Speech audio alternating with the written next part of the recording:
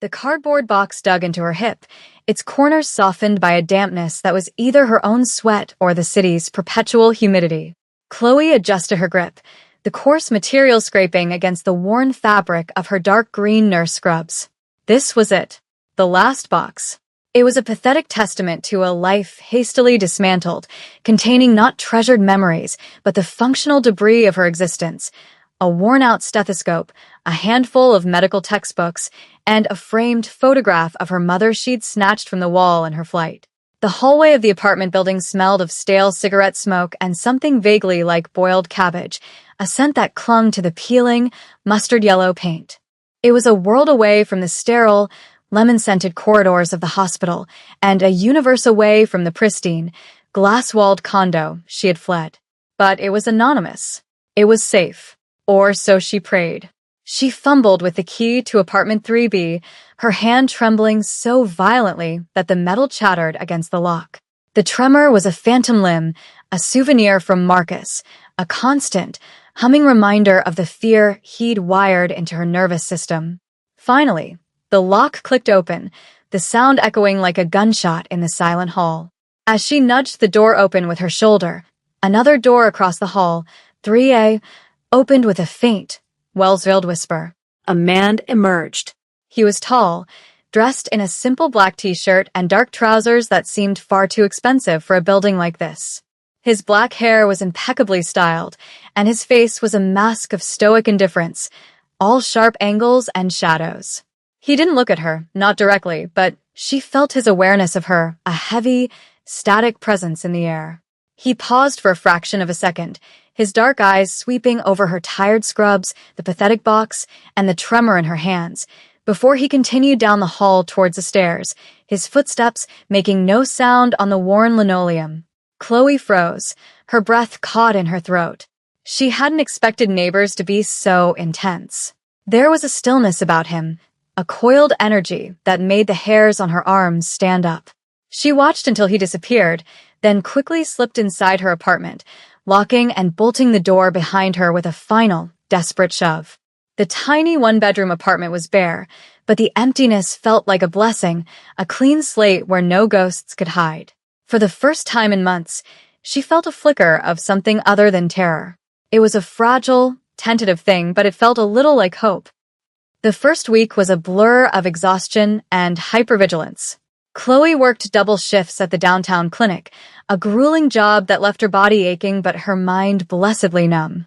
When she came home, she'd drag her feet up the 3 flights of stairs, her ears straining for any sound that was out of place. She learned the building's rhythms, the shouting matches from the couple on the second floor, the baby crying on the first, the scent of fried garlic that wafted up around dinner time. But apartment 3A remained a void of silence. Her neighbor, the man she had seen on her first day, was a ghost. She never heard a television, never heard music, never heard a voice. The only proof of his existence was the occasional glimpse of him leaving in the early morning or returning late at night. He moved with an unnerving grace, a predator's economy of motion. He always wore dark, tailored clothing and carried himself with an air of authority that felt dangerously out of place in their crumbling building. She learned his name was Minjun from a package left outside his door, the name printed in crisp, severe letters. The name felt as foreign and unknowable as the man himself. Chloe tried to build a sanctuary within her 4 walls. She bought a cheap, comfortable armchair from a thrift store and a small lamp that cast a warm, golden glow. She unpacked the photo of her mother and placed it on the rickety nightstand. These small acts of domesticity were her rebellion against the chaos Marcus had inflicted. Yet, fear was a stubborn stain. Every time a car backfired on the street below, her heart would hammer against her ribs. She would peek through the blinds, her mind conjuring images of his polished black sedan pulling up to the curb. She replayed his last words to her over and over, a venomous loop in her head. "You can't hide from me, Chloe. I will always find you." The memory was so vivid, she could almost feel the phantom pressure of his fingers on her arm. One evening, after a particularly brutal shift, she dropped her keys while trying to unlock her door. They skittered across the grimy floor, coming to rest near the door of 3A. As she bent to retrieve them, his door opened. Minjun stood there, holding a wastebasket. He looked down at her, then at the keys, his expression unreadable. For a long moment, he just watched her, and in his dark, bottomless eyes, she saw not pity, but a flicker of cold, calculating assessment. The close call she'd been dreading came on a Tuesday. It wasn't a dramatic confrontation, but a quiet, insidious violation that sent ice water through her veins. A bouquet of lilies, her favorite, the ones Marcus always bought after a fight, was delivered to the nurse's station at the clinic. There was no card, no sender's name, just the cloying, funereal scent that now made her stomach clench. He knew where she worked. The fragile sense of safety she had so carefully constructed shattered into a million pieces. The walk home that evening was a journey through a landscape of fear. Every shadow seemed to hold a threat, every passerby was a potential spy.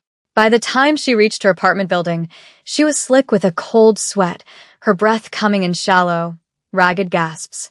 She fumbled for her keys, her hands shaking so badly she couldn't fit the key into the lock. A sob of pure frustration and terror escaped her lips. She leaned her forehead against the cool metal of the door, squeezing her eyes shut, trying to will the panic away. "Are you having trouble?" The voice was low and steady, startlingly close. She spun around to see Minjun standing a few feet away, his expression as impassive as ever. He held a sleek leather briefcase in one hand, but his attention was entirely on her. His gaze wasn't accusatory or impatient. It was intensely focused, taking in her tear-streaked face, her trembling hands, the wild panic in her eyes. Chloe couldn't speak. She just shook her head, a pathetic, jerky motion. He took a step closer, and she flinched instinctively, pressing herself back against the door. A muscle in his jaw tightened, the only sign of any reaction. He didn't say another word. He simply reached out, his long, elegant fingers gently taking the keys from her grasp. He turned, inserted the key into the lock with one smooth, precise movement, and pushed her door open. He then placed the keys back into her palm, his fingers brushing against hers for a fleeting second. The contact was brief, but it sent a strange jolt through her, a warmth that was both unsettling and grounding. "You should be more careful," he said, his voice quiet but resonant with an unspoken weight. "This neighborhood is not for the careless." He then turned and entered his own apartment, the door closing behind him with a soft, definitive click, leaving her standing in the silence, the ghost of his touch still tingling on her skin. A few days later, her kitchen sink began to leak, a steady, rhythmic drip that echoed the frantic beating of her own heart. It started as a minor annoyance, but quickly escalated into a puddle that was slowly creeping across her cracked linoleum floor. She tried tightening the fittings with a wrench she'd found under the sink, but it only made the drip worse. The landlord, a gruff, disinterested man who only ever answered his phone to complain about late rent, was unreachable. Defeated and on the verge of tears, she stared at the growing pool of water. There was only one other option, and the thought of it made her deeply uncomfortable. Taking a deep breath, she walked across the hall and knocked on the door to apartment 3A. It felt like crossing a line, voluntarily seeking out the unnerving stillness that emanated from the other side. The door opened almost immediately, as if he had been expecting her.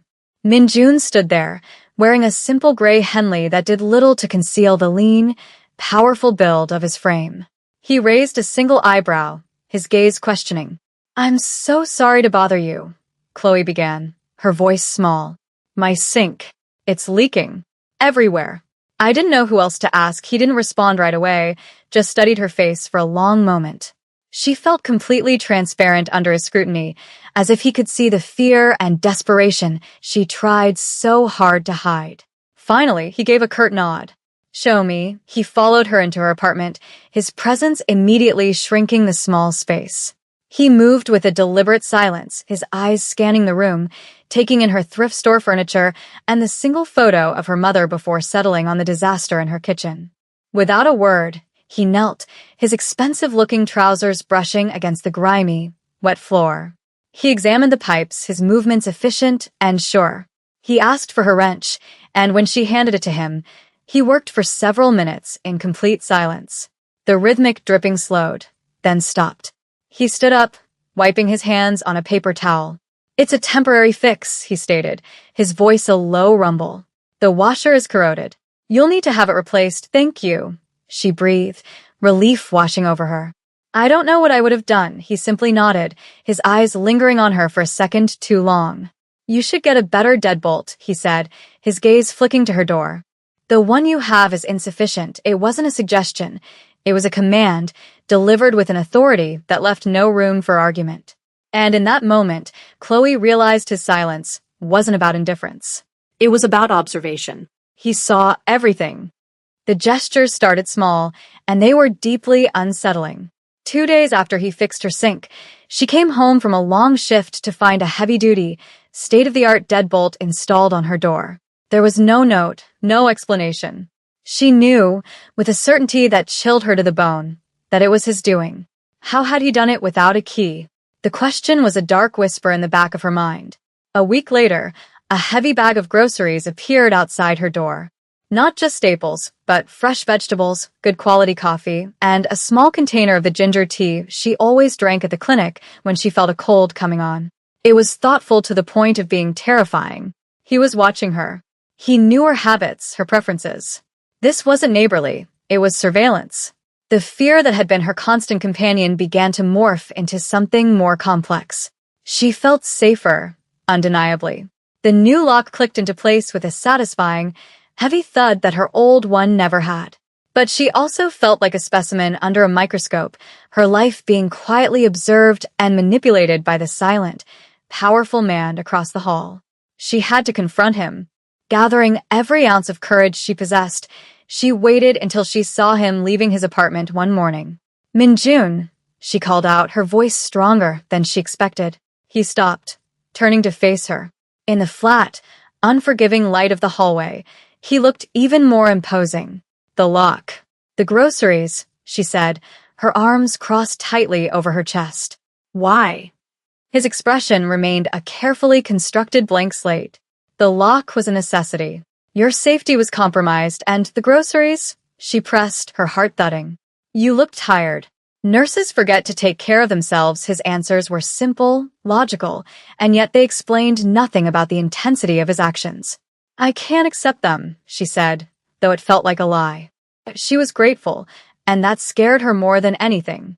"I can take care of myself." For the first time, a flicker of something unreadable passed through his eyes. It wasn't anger or annoyance.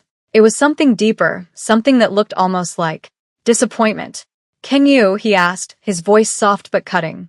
He held her gaze for a moment longer, a silent challenge passing between them, before he turned and walked down the stairs, leaving her alone with the heavy new lock on her door and the disquieting knowledge that she was under his protection, whether she wanted it or not. The illusion of safety, however compromised, was obliterated on a cold, rainy Thursday.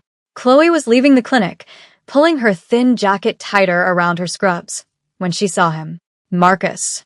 He was leaning against a lamppost across the street, the sickly orange glow of the light illuminating the cruel smirk on his face. He hadn't changed.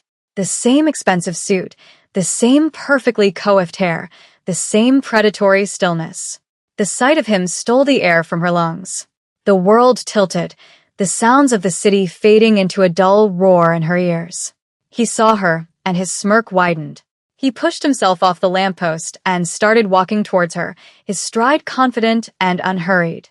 He was enjoying this. He was savoring her terror. Chloe's training kicked in, the fight-or-flight response a primal scream in her blood. She turned and ran, not towards the bus stop, but back into the labyrinthine streets of the city. She didn't know where she was going, only that she had to get away. She could hear his footsteps behind her, steady and relentless. He wasn't running, he was stalking her.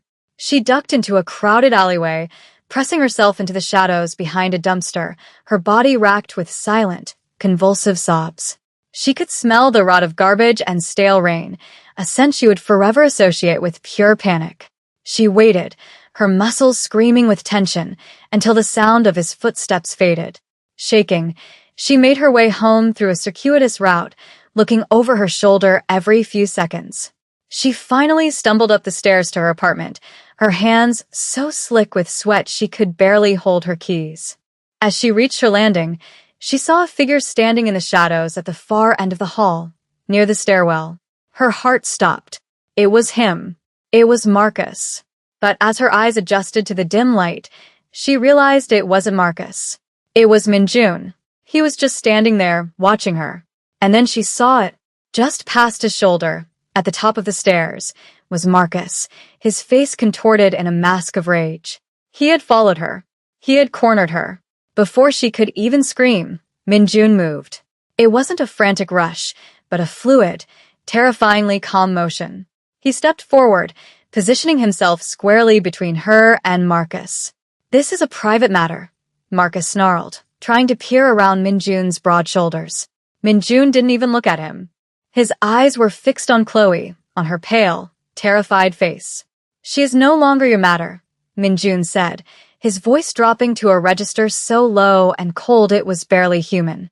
"You will leave this building now. And you will not return," Marcus laughed, a harsh, ugly sound. "And who are you to tell me what to do?" Minjun finally turned his head slowly to look at Marcus. He said nothing else. He simply held the man's gaze. Chloe couldn't see his expression, but she saw the effect it had on Marcus. The bravado drained from his face, replaced by a confusion that quickly curdled into genuine fear. Marcus took an involuntary step back, then another, before turning and scrambling down the stairs like a frightened animal. Minjun stood perfectly still until the sound of his fleeing footsteps was gone, the silence of the hallway rushing back in to fill the void. After Marcus fled, the adrenaline that had been keeping Chloe upright deserted her, and her legs gave out. She slumped against the wall, sliding down to the floor, her body trembling uncontrollably. The hallway seemed to swim around her. Minjun was at her side in an instant, kneeling in front of her. His face, which had been a mask of cold fury moments before, was now etched with a concern so profound it startled her. He reached out as if to touch her, then seemed to think better of it, his hand hovering in the air between them. "Come," he said, his voice softer now, but still firm with command. "You are not safe here." He helped her to her feet, his grip on her arm steady and surprisingly gentle. He didn't lead her to her own apartment, but to his. He unlocked the door to 3A and guided her inside. The contrast to the rest of the building was jarring. His apartment was spacious, minimalist, and immaculate. The furniture was sparse but expensive, a low-slung leather sofa, a glass coffee table, and floor-to-ceiling windows that offered a breathtaking, panoramic view of the city skyline. There were no personal touches, no photographs, no clutter. It felt less like a home and more like a corporate suite or a meticulously curated fortress. He led her to the sofa and had her sit down before disappearing into another room, returning a moment later with a glass of water and a thick cashmere blanket, which he draped over her shoulders. The warmth and weight of it were immediately comforting. Chloe wrapped it around herself, still shaking. She looked up at him as he stood before her, a dark, silent sentinel against the glittering city lights. "Who are you?" she whispered, the question she had been afraid to ask for weeks. He was silent for a long time, his gaze distant as he looked out the window. "I am a man who solves problems," he said finally, his voice heavy with unspoken history. "The man you are running from, Marcus Thorne. His father's company has business dealings that are of interest to my associates. I've been aware of him and of his violent tendencies. For some time, the pieces clicked into place with sickening clarity. This wasn't a coincidence. He hadn't chosen this building by chance. You knew," she said, her voice trembling with a mixture of fear and dawning anger. "You knew who I was. You knew he was looking for me." "Yes," he admitted, turning to face her fully. There was no apology in his eyes, only a stark, unyielding resolve. "When you moved in, I recognized your name from the files we keep on Thorne's associates. I did not anticipate he would find you so quickly. That was my mistake. He was a criminal. A gangster." The realization should have sent her running, but she was too exhausted, too terrified of the danger outside his door to move. He was dangerous, but he had just saved her. She was caught between two terrifying worlds. "What kind of problems do you solve, Minjun?" she asked, needing to hear it. He met her gaze, his own dark and fathomless.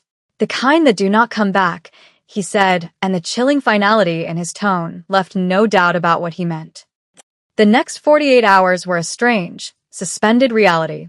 Chloe stayed in Minjun's apartment, a willing prisoner in his sterile fortress. He gave her the guest room, a space as immaculate and impersonal as the rest of the apartment, and left her to her own devices. She slept a deep, dreamless sleep of pure emotional and physical exhaustion. When she was awake, she would sit by the vast window, wrapped in his cashmere blanket, watching the city breathe below.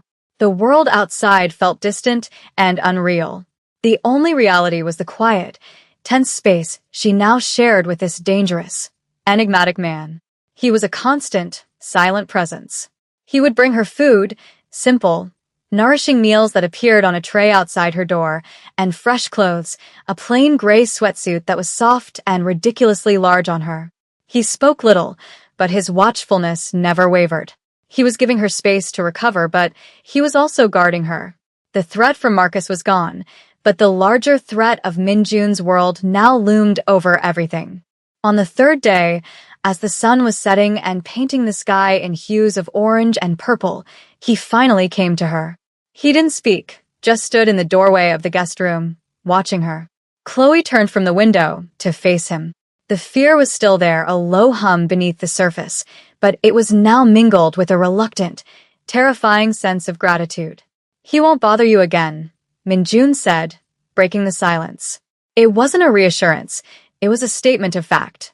"What did you do?" she asked, her voice barely a whisper.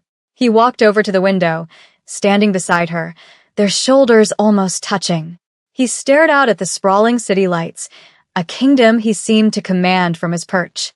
"I made it clear to his father that his son's behavior was creating a business liability," he explained, his voice devoid of emotion. "Marcus Thorne has been sent away. A very long, very distant trip from which he is unlikely to return. He had erased him from her life with a single, quiet command. The sheer power of it was staggering. It was more terrifying than any physical violence. She should have been horrified, but all she could feel was a profound, overwhelming wave of relief. The monster that had haunted her for over a year was gone. For good. She started to cry, not the hysterical sobs of panic, but quiet, cleansing tears of release. She wept for the life she had lost, for the fear she had lived with, and for the complicated, frightening man who had finally set her free. Minjun remained silent, but he reached out and placed a hand on her shoulder. His touch was firm, grounding, a solid anchor in the storm of her emotions. And in that moment, Chloe knew that her life was irrevocably entangled with his. The confrontation she had been dreading arrived not with a bang, but with a quiet, deadly stillness. A week after Marcus's disappearance, Chloe was just starting to feel the tendrils of a normal life begin to regrow. She was still staying in Minjun's apartment, a silent arrangement that neither of them had questioned. One evening, there was a sharp, insistent knock on the door. Minjun, who had been reading in a chair across the room, looked up, his body instantly alert. He held up a hand, signaling for her to stay quiet, and moved silently to the door. He peered through the peephole, and a muscle in his jaw clenched. He turned to her, his eyes dark with a seriousness she had never seen before. "Go to the guest room," he ordered in a low voice. "Lock the door. Do not come out, no matter what you hear." Fear, cold and familiar, coiled in her stomach. Before she could protest, he was opening the main door. She caught a glimpse of two large, menacing men in dark suits before she scurried to the guest room, her hands shaking as she turned the lock. The walls were thick, but she could hear the low murmur of voices. One was Minjun's, calm and controlled. The others were aggressive, guttural. The conversation grew heated. There was a sudden, sharp thud, followed by a grunt of pain. Chloe pressed her ear to the door, her heart hammering. She heard the unmistakable sound of a struggle, shuffling feet, another heavy impact, a choked cry. She squeezed her eyes shut, praying. This was his world. This was the violence that lurked just beneath his calm, controlled surface. The fight was brutally short. A final, sickening crack echoed through the apartment, followed by a profound silence. It stretched for what felt like an eternity. Chloe held her breath, every nerve screaming. Was he hurt? Was he? The lock on her door clicked. She scrambled back as the door swung open. Minjun stood there, his chest rising and falling heavily. His black shirt was slightly disheveled, and there was a fresh cut bleeding freely above his eyebrow. But he was alive. He was standing. Behind him, in the living room, the two men were unconscious on the floor, their bodies twisted at unnatural angles. Minjun's gaze found hers, and the cold, hard mask of the killer softened ever so slightly. He saw the terror on her face. "It's over," he said, his voice strained. He walked towards her, and she didn't flinch. She met him halfway, her nurse's instincts overriding her fear. She reached up with a trembling hand and gently touched the cut on his forehead. "You're bleeding," she whispered.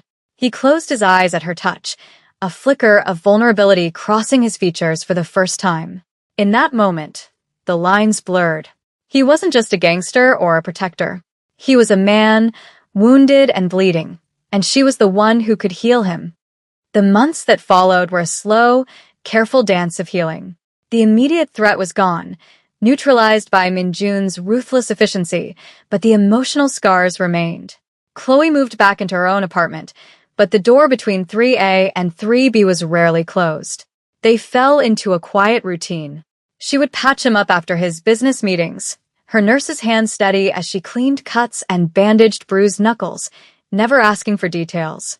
In return, he provided a profound sense of security she had never known. He was the silent guardian in the night, the unbreachable wall between her and the world's dangers. Their conversations were sparse at first, but gradually deepened.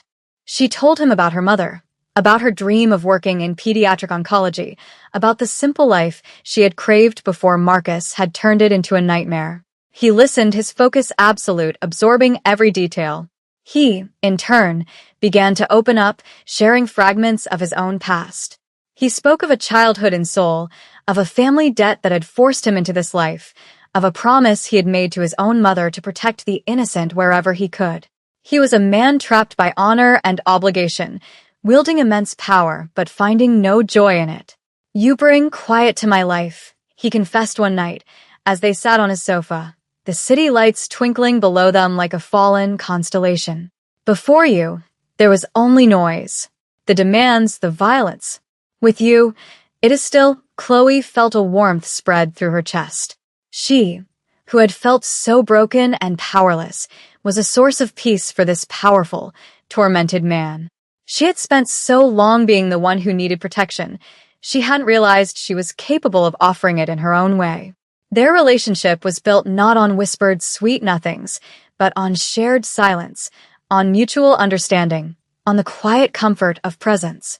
A touch of his hand on her arm was more intimate than a kiss. A look from him held more meaning than 1,000 words. He showed her a side of himself no one else saw, the man who enjoyed the simple pleasure of the ginger tea she made for him, who would sometimes watch old black and white movies with a rare, small smile on his face. She, in turn, stopped flinching at shadows. The tremors in her hands lessened. She started to laugh again, a sound that felt foreign and wonderful. She was no longer just a victim. She was a survivor, and she was slowly, carefully, learning to live again, all under the watchful, protective gaze of the Korean Mafia boss next door. He had saved her from her past, and in doing so, she was unknowingly saving him from his present.